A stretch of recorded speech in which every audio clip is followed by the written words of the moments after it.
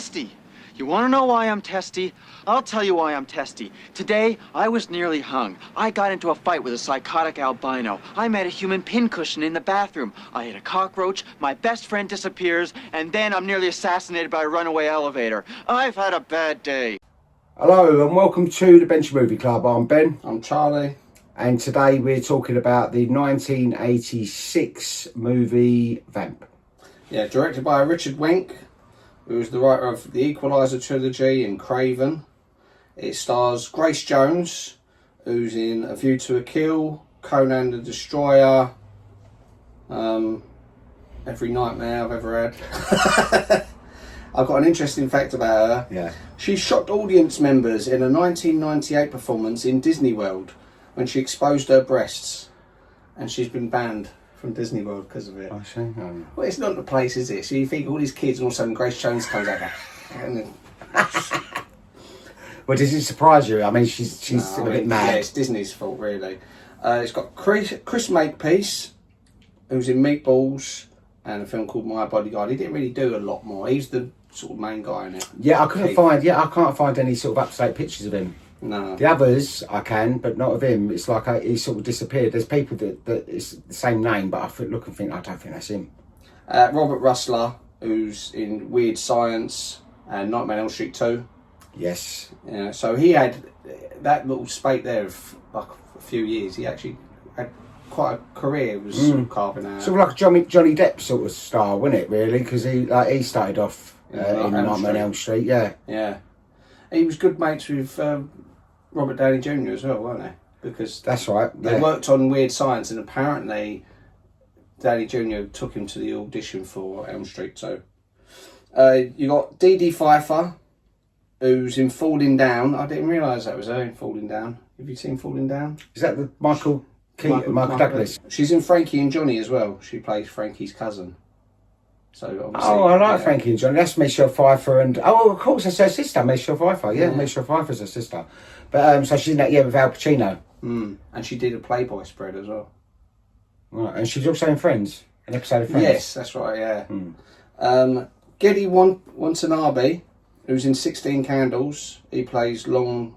I recognise him. Long Duck Dong. Yeah, I remember him. Yeah, and he's in Gremlins 2 as Mr. Katsuji. Billy Drago, who's the albino bloke, yes, who they fight with. He's in The Untouchables, Tremors 4. He's in. I recognise him from quite a few films. He's always had like little bit parts. He's a very distinctive looking face. Yeah, I do know a fact about him, which I read earlier. He actually bleached his hair and his eyebrows for the role to make him look like an albino because he's actually dark haired. Yeah. I know he's dark haired because I've seen him. He looks like an albino, though, doesn't he? In that, I suppose if anyone bleaches their eyebrows and their hair, they would. He sadly died June 2019 from a stroke. Okay. Sandy Barron, who plays Vic, he's like the gangster guy with the long eyebrows. Yeah. He's like your age, I think. Oh, he's the same age as me in the film. Yeah. He's in Grifters and Seinfeld. He's died in 2001 of emphysema, age 64. And I think that's pretty much the cast, really. Yeah. Russell Clark was the choreographer on it. Do you remember Russell Clark? We talked about him last week. Fright Night 2, the guy on roller skates. Oh, okay. Yeah, he was the choreographer for this. Okay. Yes. So, what's the film about, Ben? Well, the film is about these couple of teens that they want to be part of the pledge, like in these universities. They have to sort of do certain things to become part of the pledge masters or whatever, and they say they're going to go get a stripper and some beers and stuff like that. So they go to this strip joint in the middle of nowhere in this really seedy part of town, and to get a stripper to come back to there anyway. The stripper is Grace Jones, and she doesn't speak a word in the whole film, does she? She doesn't say one word in the whole film, and that was her choice apparently to say that because to make it more like Nosferatu. Yes, she said it's more chilling, and it is. I think it's better that she doesn't speak.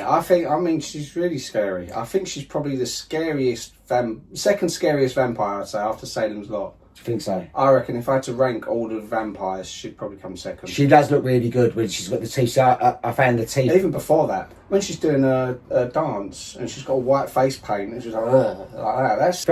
She's actually very beautiful. She's got a very chiselled kind of face. She's very, like she was a model before that. Yeah. She's very mad. She used to live with a couple of other famous models. Oh, did she? Yeah, I can't remember who it was now. I don't know. But you know the chair that she's dancing on when she's a stripper? That was a body cast of her boyfriend at the time, Dolph Lundgren. Oh really? That's actually his body cast. God, see, Because she was dating him at the time as well. So that's quite That's probably what she used to do to him, like do all that shaking on him and stuff. Yeah, so they go to the strip club, and she's a vampire. And there's spoilers in this. Yeah, well, there's going to be spoilers. Yeah, yeah but it's an old film. It's 40 years, nearly 40 years ago. I don't think a lot of people have seen it though. No, I don't. And the thing is, when I watch it, see, I haven't seen it for probably about 20 odd years, maybe longer. And I rewatched it, and it is so 80s. Yeah. The colours, I love the colours in it. It's all like the reds, the pinks, and the greens, and it's all like, it's just typical 80s horror, and I love that about it. I love the makeup, the horror makeup. I found that very similar to like Demons, you know, like the way her teeth, the mouth, the way the teeth come out. I think that was quite effective, and she did look really scary. Yeah, when all her claws grow and her toenails all grow and her face. Obviously, it's a face cast thing she's got on because it all her face gets all distorted, but she doesn't really scary. She's quite, but she's scary anyway. That's the thing I remembered as a kid. That's that. I don't know why that particular scene. It's probably, I imagine you would have said, "Charlie, come look at this," and you would have shown me that one scene, and I would have gone, "Oh," and thought, I never want to see that film ever again because. I mean, I'd only ever seen that one scene from it up until obviously. But I would have thought you'd like that because you like horrors. Yeah, but I was like 5. So to see it when you're 5, it gives you nightmares. And it's not like I've deliberately avoided the film, but obviously when you mentioned it, then I thought, okay. Well, yeah, I couldn't remember it. I know when I mentioned it, it's only because we'd done a vampire one, we'd done with Fright Night, and I thought Vamp would be quite a good one to do because it would be a good way of going back to it. And as you said, it's I think it's more of a cult horror film. Yeah, and this, that's the whole point of doing the podcast anyway. I want to find films which I'd never seen anyway. Yeah, so, and that's for myself. I thought, well, I can't bluff it because I haven't seen it for 20 odd years. I remember she was really scary in it, but I can't remember the storyline. Yeah. But also, what's the bloke that she kills? Robert Rustler. Yeah, she actually bit into his neck in real life, because they've got the prosthetics. Yeah. She actually marked his neck because she does go a bit wild for it, like when she's ripping into it. She'd probably go right for it. She probably offered to do it for real anyway, and he's gone, no. Yeah. So that was real. I mean, I thought that albino gang was part of them, but they obviously not, and then they come unstuck later. Yeah, when they first come into it, I assumed that they were vampires. Vampires, yeah, because her teeth are rotten. She's got like 2 teeth or something. Yeah. She smiles at him, yeah. And the colours, I love the colours though. I do love the colours of the film. I love the set. It's just very pinks and greens, isn't it? Very well coloured for the time. But did you like the film? I fucking loved it. Did you? I loved it. Did you really? I've watched it 3 times. Really? Yeah. I watched it. I didn't think I would. And what happened, because there was... I watched it on YouTube. There were 2 versions on YouTube. One of them was really bad quality, and unfortunately I watched that one first. Like it was a bit pixelated. Oh, that's a shame. And I started watching it for 5 minutes, and I thought I should stop this and get Ben's dad to try and... I'll put it on DVD. Yeah, put it on DVD. Yeah. But I was too wrapped up in it. I want to find out what happens. Yeah. And I loved the characters in it. I thought they were great. The 2 main characters. I thought that Duncan was hilarious. Yeah, he was good. And I thought, I'd be his mate. Yeah. He's rich. And he had some great lines in it, like when he comes out the toilet, he goes, "Oh, I've got to go back in there," or when he's singing outside. It reminded me a lot of After Hours. Yes. Very much like After Hours. It was like a whole... I love films that take place in one night. Yeah, everything about it. And she was good. I like, as I say, she was likeable. And like Ditzy, like she's going, I've got to tell you something. About Grace Jones. No, the Dedee Pfeiffer's character. Look, I've made a mega mix of Dedee Pfeiffer. I take it you like Dedee Pfeiffer then? I'm in love with her. I've never sort of paid attention to her before, but all her facial expressions and how sort of ditzy She's lovely in that. She's got such a great sort of energy about her. I've always loved Michelle Pfeiffer anyway. I remember as a kid, I thought, I want to see Richard Eastwick and Batman Returns and stuff. I was unaware of her sister, and I feel it's a shame that her sister didn't have a similar amount of success, because watching her in this, every scene that she's in, she's pretty good little actress. She doesn't look nothing like her sister though. No, I mean, I kept looking, thinking, can you see that? I thought the voice or the face. There's no. It's like they don't look anything like we don't look alike, but I suppose we might look alike in certain bits, certain ages. I don't know, but I don't. You would not. I would never would have put them to sisters. But I mean, you sometimes get siblings like the Baldwins who all look the same. Yeah, but then you might get us lot. None of us. But I mean, do the Arquettes look the same? No, they don't. They don't. No, they don't actually. No, like Patricia Arquette, Rosanna Arquette don't look nothing alike. David Arquette and Alexis Arquette. No. So you're right, it's not got to be an exact science, and I think she looks enough like Michelle Pfeiffer. You can believe that they're siblings. No one go, no way. But no, it must be hard. As soon as she walked, because I knew you'd said to me, "Oh, Michelle Pfeiffer's sister's in it, Dedee Pfeiffer," and I was like, oh, "Okay, right, whatever." And you got when she first comes into it, she walks past the camera, and then she walks back, and she's like, waving like that. I was like, you fell in love. I thought, is she waving at me? And I thought, and I don't usually go on my phone, but I thought, I just want to double check. That's Dedee Pfeiffer, right, just so I knew who it was. And then, I thought... her character's brilliant in this. She's like right innocent, just nice girl. She's like, everything about her. I love her. Come on, help me. Keith? It's time. What? My name. I'm Allison. Allison Hicks, remember? Seaside Heights, summer vacation, 5th grade. We were in Sue Leonard's basement. We were playing Spin the Bottle, and I spun and it landed on Moose, and you kind of pushed the bottle, and I didn't have to kiss him. I ended up kissing you. Remember now? Yeah. You have incredible timing. Yeah. She's just really nice. And the thing is, I'm a little bit annoyed when you made me watch that scene when I was a kid, because I knew that was going to happen.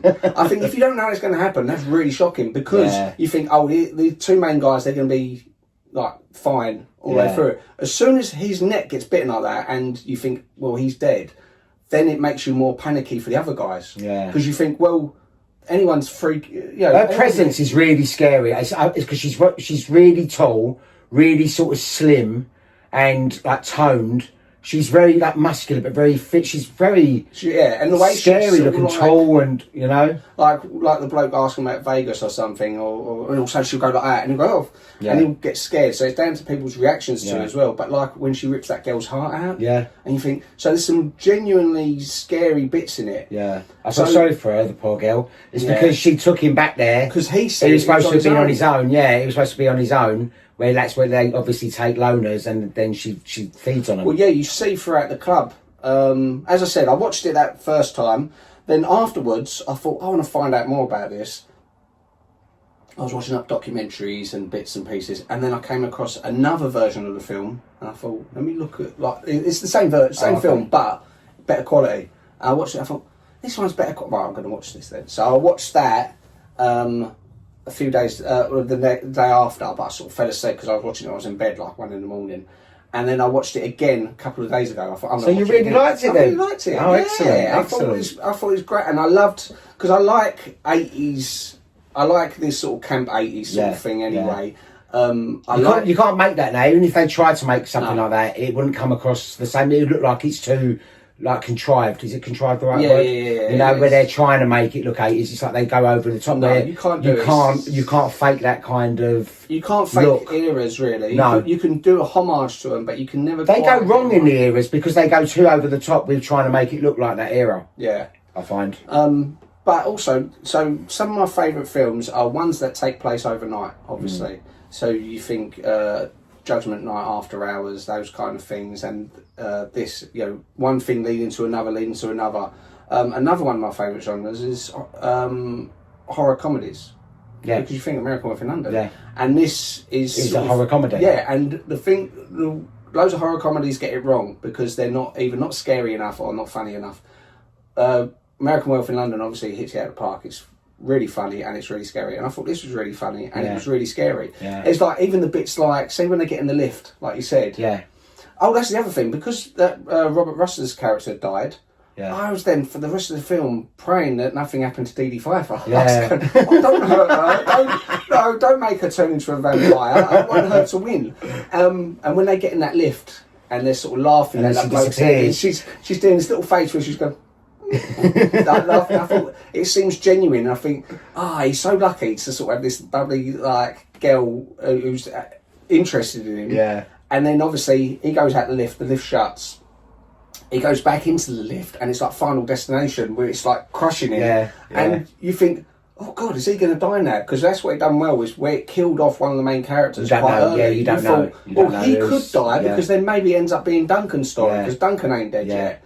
You know, and then they killed Duncan as well. Yeah. You know, where he turns into a vampire and tries to get, and you think, oh, poor Duncan, because as I said, I liked him. I was when he's saying, I just want to be your buddy. I would have gone, of course you can. Because it starts off like a normal 80s teen film. Yeah. Didn't it? When they're doing the sorority. What is it called? What is it? It's like sorority. It's a sorority. That's the women's. That's the sororities of women's. Oh, fraternity. Fraternity, yeah. So they've got a. What did we just say?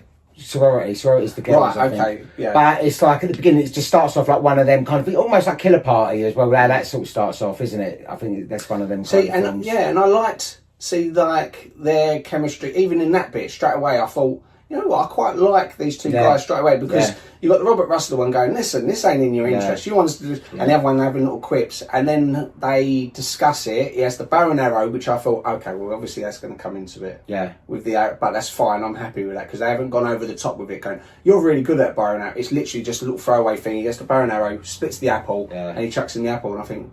Good makeup, though. That's quite a good trick. It's good makeup. And then they walk down from the campus, and he's going, have I ever let you down? Well, honestly, no, lie to me.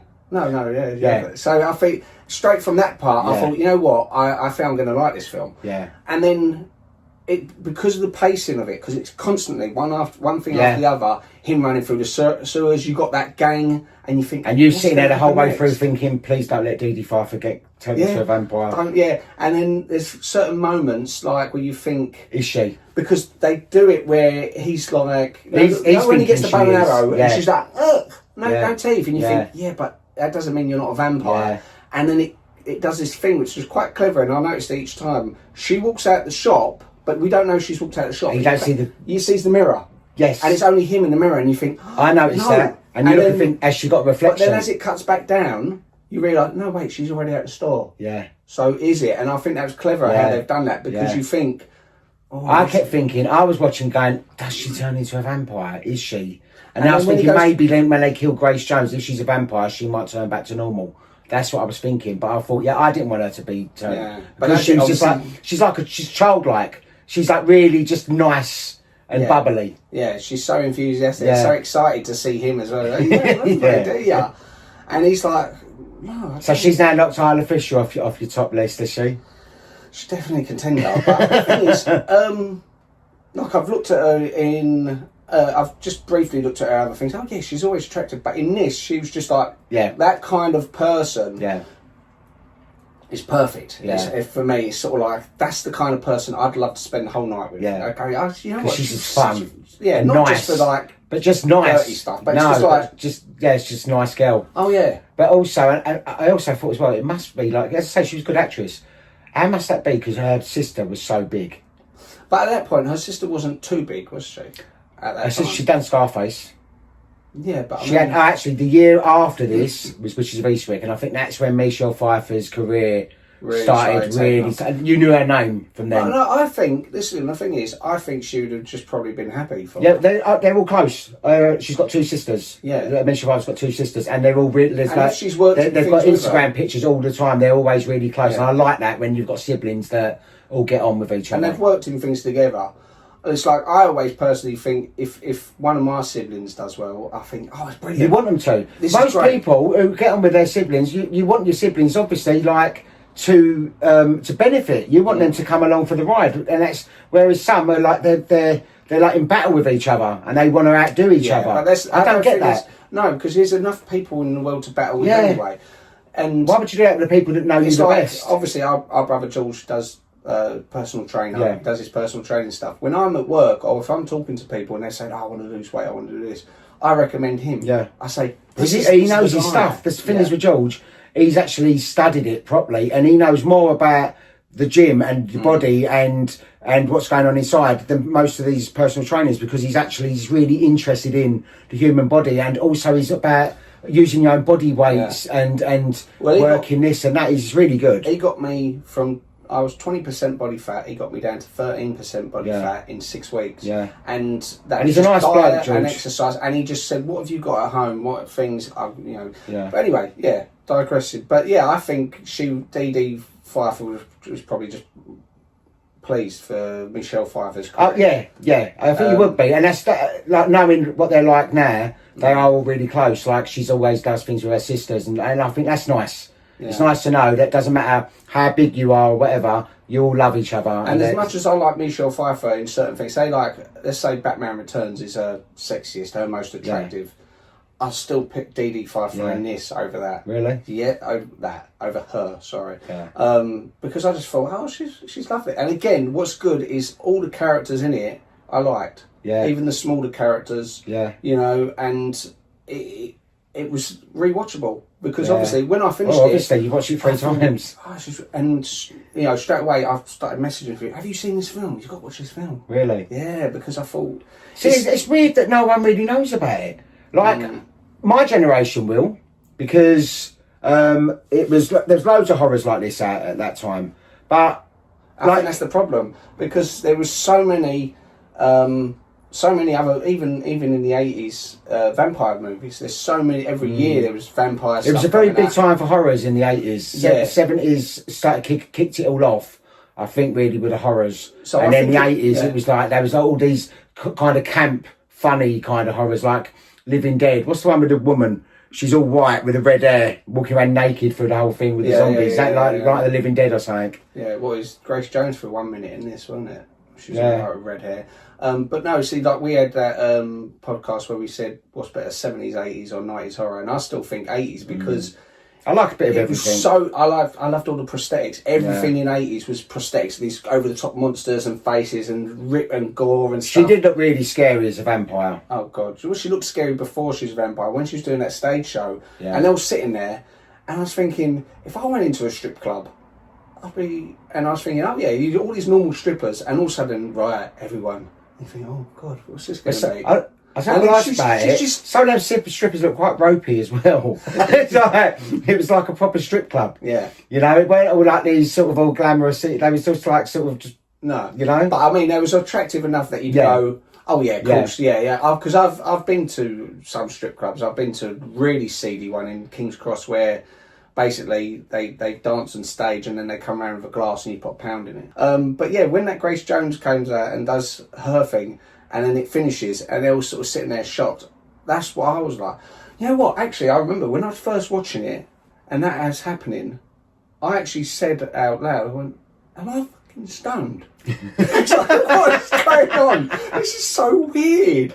I know that was what she's known for, doing weird kind of stuff, like that advert that you posted on TikTok. Yeah, she's done an advert, where her mouth opens and the car and that was a classic advert in the 80s, and the car drives out of her mouth. She, I mean, 80s made for Grace Jones anyway. But yeah, when I was watching it, thinking, so their reaction, I was glad of their reaction because I think that was realistic, because you sort of looking thinking, it's weird. It's like watching a weird thing happen. You think, what is going on with that? You know. Well, that's good. And when then the film does that to you. And I think that's why she was so successful in like the late 70s and the 80s. Is she used to do things like that in clubs. She'd come out and start doing a weird thing, and everyone would be sitting there staring like, what are we watching? Yeah. Is she real? Yeah. Is she an alien? And like that androgynous thing. She's very androgynous. Is it androgynous? Adrenaline. Adrenaline. Yeah. No. She is very like masculine. So and obviously, she's very like, you know, in her presence she'd be a bit intimidated, I think, you know, because she's got a very strong presence about her. Well, there's famous interviews with her. I think there's she's punched people in interviews and stuff. Parkinson or something. She started attacking someone, and you can see that they're getting really, and they're like laughing. I think it's funny though, because these people, like, they say such sarky things to people, and then she's sort of like going over the top, and you can see he's getting really uncomfortable because he's losing his composure. I very seldom do. If you turn your back to me one more minute, really, I have got this to talk has to been this. going on too long already. Well, it's only going to go on about another 6 minutes, and you're going to have another little part of it soon. Maybe I should go right now. No, then. don't go right now unless you really want to. Well, don't turn your back on me anymore. I can't look at you. Now, hold on, just a minute. Just a Move minute. your chair back a bit or something. She was, as I said, she was in Conan. I don't remember that. I don't think I've ever seen that. No, with Arnold Schwarzenegger, and he said she went too rough on in the fighting. Like, that's the same with her biting that bloke's neck. She's obviously gone for it, and he's sitting there thinking she's actually fucking biting my real neck. Yeah, and with them sharp teeth as well. Yeah. You know? But, I mean, yeah, it's distinctive. You can't mistake her for anyone else, and that's a good thing to do in life. Is to be. Well, I'm really glad you liked it. I didn't know you was going to love it that much. I really, I'm surprised. It's nice when you get a gem that you think you've seen most things, then all of a sudden something pops up. And you go, oh my god! It's like seeing it for the first time, obviously, but it's like you've captured this little thing from such a long time ago that no one sort of knew about, that it would have bypassed you. No, exactly. You would have never watched it. I probably would never have watched Vamp because you'd have to sort it out. You'd have to search for it. That's what this podcast is good about, because it's nice to get old films that we might not know that the other one ain't seen. Now, I couldn't remember it. I just remember she was quite scary. Yeah. And then rewatching it, I enjoyed it. Yeah. I really did enjoy it. I thought it's a fun watch if you like good old 80s horror. Let's get this over with quick. I'm in the mood for love simply because they're naked. Guys, I'm on a roll tonight, and when that happens, I attract women like flies. I think that big bloke, another big bloke who's got he says he's got a pincushion, he's got the scratches on his back. I think he makes love to Grace Jones whenever she wants him to, because it's hinted at. I watched it a couple of times. I thought, wow, those marks on his back. I think they're meant to be Grace Jones' claw marks. Claw marks, because there's a bit where she has that face that she turns into a vampire face when she's doing it. But he looks a bit freaky. This big bloke with a cigar, the bouncer, because the other guy's saying to him, "Look, she's just using you. She don't love you." And he's looking at lovingly at a picture of her, isn't he, of Grace Jones, and he gets angry about it. It's mental. It is a good film, though. I'm really glad. I'm glad. I did not expect that reaction. I think that's the first time I've actually sort of shown you a film. I think it's that the you've best really film. Loved. Yeah. Well, look, the thing. No, I really liked. I was trying to think of the films that you've shown me, which I hadn't seen on this podcast. Say there's maybe a dozen, right? Yeah. Some of them are, that's okay, that's passable. So you got Rita Subotto, Shirley Valentine. There's a bunch of ones which I thought they're okay. I really liked Brief Encounter. Yes, that was the best one that you've shown me so far. But All of Us Strangers was good.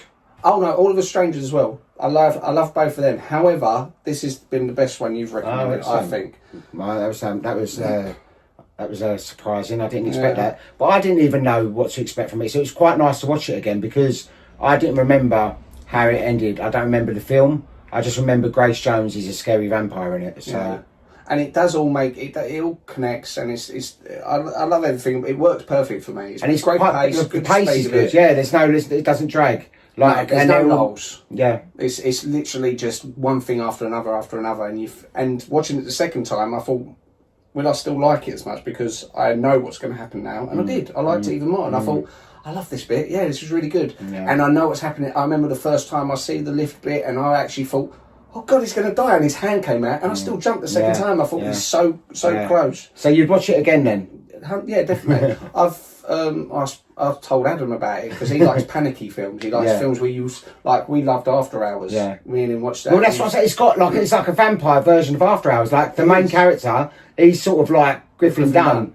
But After Hours. Yeah, but it's different enough, as in the sense that there's two of them, or 3 or 4. There's a few characters. But they keep dipping out, in and out. Like, so all of a sudden she's disappeared. All of a sudden his mate's disappeared. But then his mate comes back, and at the end, when he kills the bloke, and it's like, oh, this is made out of like cheap wood or something. And that Duncan as well, as I said, funny. I kept saying, like, that Duncan, I found him really funny, and like how he's still desperate, he doesn't have friends, but he seems so easygoing, and he's rich, because when they say about a car, and he says, well, I've got one left, here we go, and he gets in there, the number plate on the car said 1 of 9.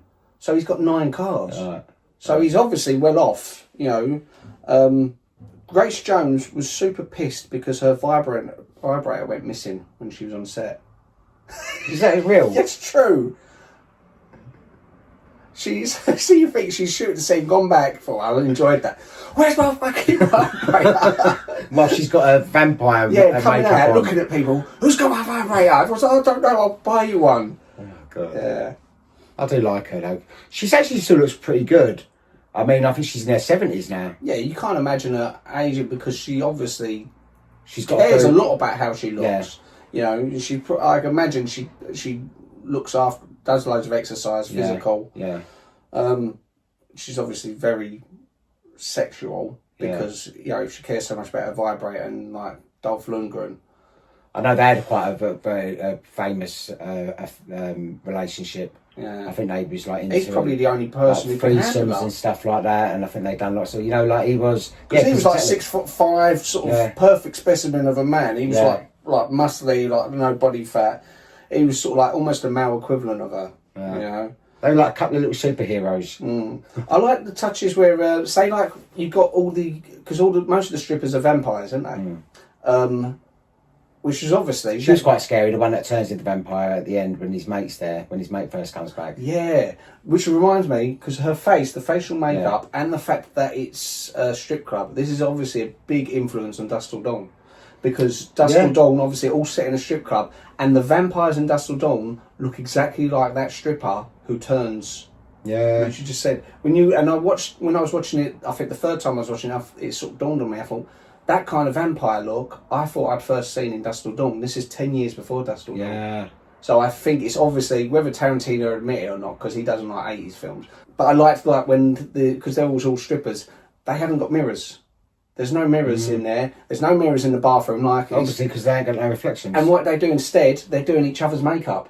So you see, they're doing. Yeah, I each just other's thought that was an makeup. arty thing. Yeah. I just thought that. I didn't think it was because they've got no reflection. I just thought like, that's like an arty sort of. Yeah. That's just the weird club that they're in. No, but I think that's why it works so well, because you just assume, oh, it's just an arty thing. It's only when you're watching it back the second time. So it's a lot better made than what you'd think firsthand. You'd think, oh, it's just a schlocky 80s thing. There's loads of tiny little details, little bits of graffiti, little things like with, as I said, the mirrors missing. And it just works out perfect all the way through it, you know. Cool. It's also got one of the albino guys was Dar Robinson, who is a legendary stuntman. Okay. He famously jumped from the CN Tower 700 feet free fall and pulled the parachute when he was like about 60 metres left to go. So that was like a big dangerous stunt. But he died November 86 after driving his bike off a cliff, age 39. That's just after this film then. That's the same year this film was made. Well, it happened. It weren't on. It was he'd done this film and then he'd done another film where he'd been doing all these stunts. He does these like crazy stunts, and it was such a simple thing to do. At the end of the day, it was literally him driving his bike really fast around the corner for this shot. They sent the medical crew home. So he said, we don't need you because I've just got to drive my that bike. saved him though if they'd had the medical crew. Well, probably not, because what happened? He came flying off the cliff and impaled himself on like a branch. No. Yeah. A little thing that's off-putting, I'll put you off next time you watch it, is you know when Grace Jones is with that Robert Rustler and he takes his top off, he's got big belly button lint. Yeah, Katrina's vampire makeup is based off Pris from Blade Runner. Do you know Blade Runner? I don't know Blade of course Runner. I know Blade Runner. Yeah, okay, I can see that, but it seems so much more Scary. Oh yeah, it's so distinctive as well. According to the DVD audio commentary, the filming began on January the 28th, 1986, which is the day of the Space Shuttle Challenger disaster. Oh. I remember that. I remember watching that. Mum was skiing, and I was around Nanny's house, and I remember when we was watching it. It was a big thing when that crashed. Yeah, so it would have been that time, 86. Skiing. Yeah, not nothing major, I don't think. She didn't break her leg or something. No. Oh, I don't know. Did she do something? Yeah, I think she did do something. Yeah, maybe. Or yeah. I mean, it's weird that I remember because I've been 4. I can't remember. Possibly, you know. No, like when he's got the little vampire. That's the other thing I like. That there's a little vampire girl. I like how she's clung to his arm when he's running around. I mean, he looks good. If you notice, when that Keith is trying to call her, she's got a little doll. Yeah. She's sort of biting it as if like practicing being a vampire, biting on the doll. Again, it's one of those little details you don't notice the first time round. Yeah. I mean, I suspected she was going to be a vampire. Yeah. You know, the little girl vampire trope is something that's come up quite a lot. Yeah. But yeah, again, this is one of the earliest ones I can think of. The song Grace Jones dances to during her strip routine is actually sung by her, and she never released the song, but she done a very heavily reworked version of it on her album Seduction Surrender. Oh, what's it called? The song is titled Vamp in the film, but there's a heavily reworked version titled Seduction Surrender on her 1989 album Bulletproof Heart. Because I made the Vamp soundtrack. And So yeah, that it's song called wasn't on Seduction there. Surrender. Yeah, Seduction Surrender. I'll look that up then. And also, because of the low budget, Grace Jones turned to her designer friends to loan her the costume she wore.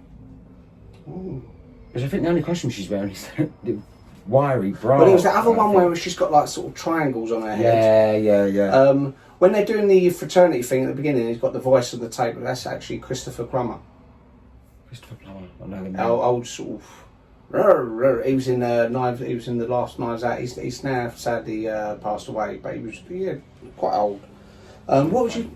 Oh, I think he was in. I've never seen it, but I think he was in Sound of Music.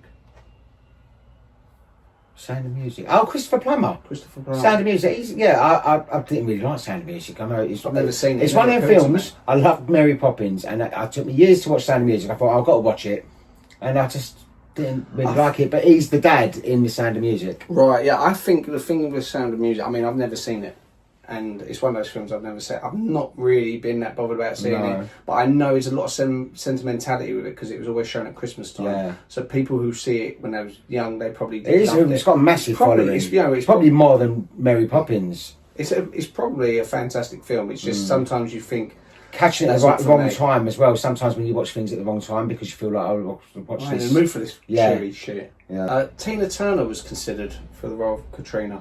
Yeah, but Grace Jones. Grace Jones. All Tina the way. Turner, she would have just sort of walked down a funny walk out onto the stage. She wouldn't have been half as scary. Grace Jones is scary without anything. You think the scene with Grace where she first comes into it and does that interpretive dance, in the script it would probably just been she comes out and does a dance. Yeah. So Tina Turner would have just done maybe sing private She dance. she probably choreographed that herself. Or then again, that bloke probably helped it a bit.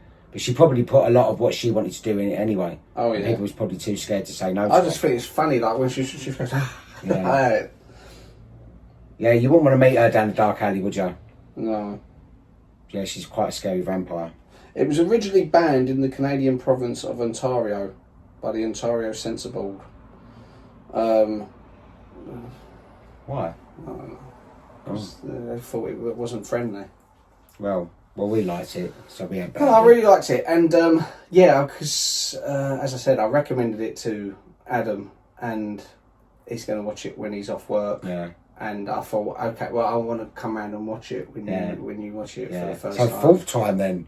Oh yeah, I definitely will watch it again. And you'll both fancy her. He'll like her, won't he? Oh, definitely. I sent him a picture of her. Yeah, I've never heard of Dedee Pfeiffer. Can you read that out? No. No, I ain't reading that out. It's fine. No.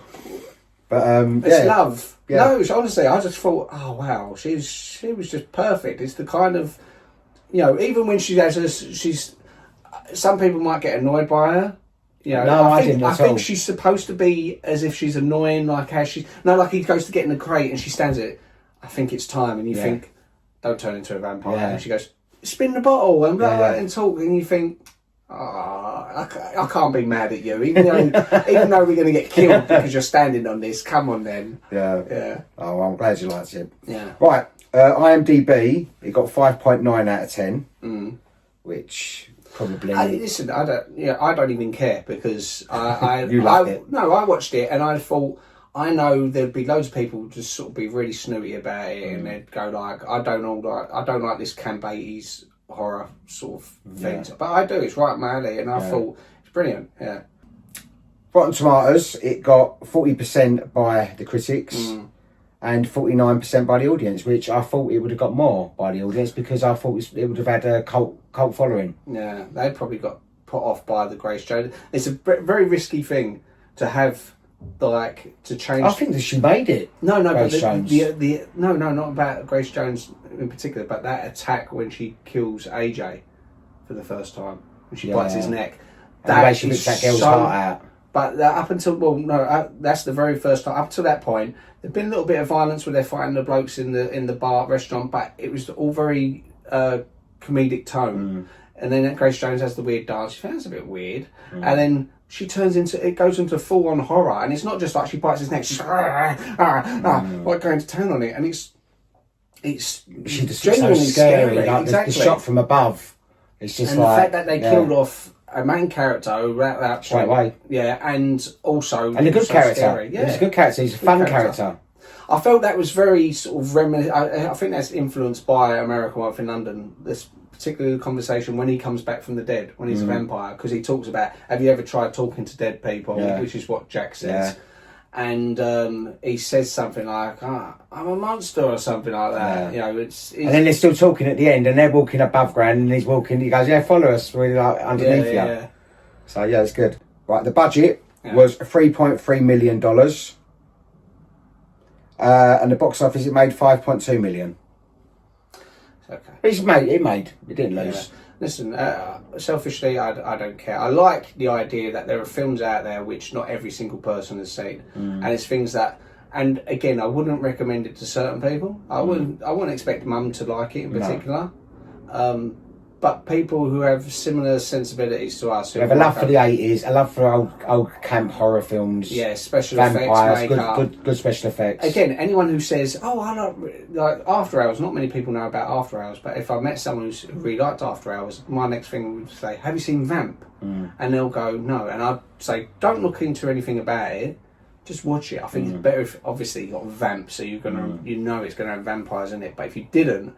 Again, like the Dust Till Dawn thing, I think what worked with Dust Till Dawn was... You didn't know it's a vampire film. You told me, you lent me that on VHS. video, and you said, I didn't know nothing about it. Yeah. And it's so much more powerful when you going into a film thinking it's one direction, like it was just like a Tarantino type film, and then all of a sudden it just completely changed into a vampire film halfway through, which is why... Spoilers there if you haven't seen it. Which is why... I want to watch this with Adam for the first time because I know I'm pretty sure he'll like it up to that point where she suddenly attacks him, and just to see his reaction, oh God, get really panicky on it. But it could very well be one of those things that he go, I don't like this. What's this shit kind of thing. Oh no, I think you'll like it. I think he'll like it. I think you'll like it. You know the types of films he likes, and he's like very similar with a lot of your you wouldn't have. Recommended it to him if you'd really felt that he weren't going to like it. He loved it After Hours. But I mean, sometimes I recommended Memento to him and he hates it. I've never even heard of that one.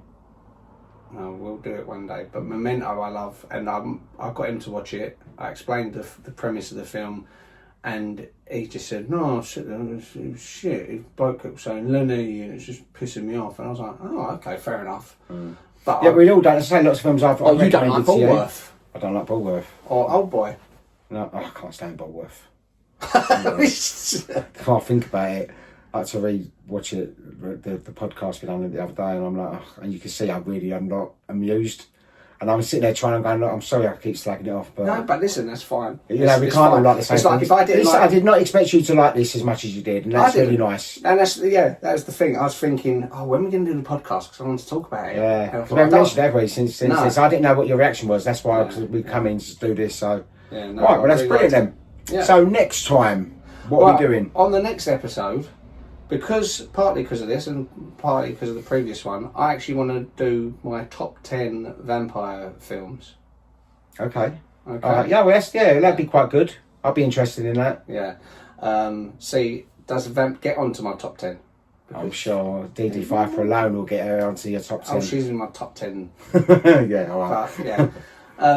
But yeah, so thanks for watching. Please like, subscribe, and share. All right, see you next time. Bye-bye. See you later. Bye-bye. This has been one wacky night. You're telling me.